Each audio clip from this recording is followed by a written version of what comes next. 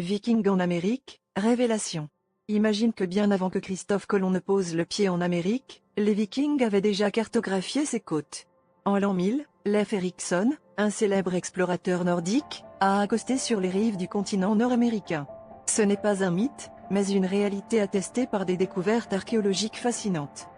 Les fouilles au site de l'Anse aux Meadows, à Terre-Neuve au Canada, ont révélé des vestiges de maisons en tourbe, de forges et d'outils vikings. Ces preuves solides confirment que les Scandinaves ont non seulement atteint les côtes nord-américaines, mais y ont également établi un campement temporaire. Leurs voyages, motivés par la recherche de nouvelles terres et de ressources, ont laissé un héritage que l'on commence à peine à comprendre.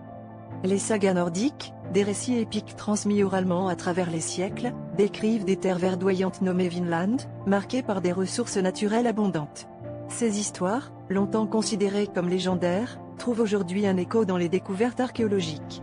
Elles témoignent d'une audace et d'une compétence maritime qui, à l'époque, surpassaient de loin celles des autres nations européennes. Les Vikings, souvent perçus simplement comme des guerriers brutaux, se révèlent être de véritables pionniers de l'exploration transatlantique.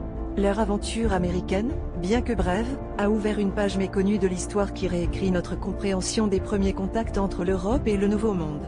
Une histoire qui, jusqu'à récemment, est restée cachée sous les sables du temps, mais qui mérite d'être racontée.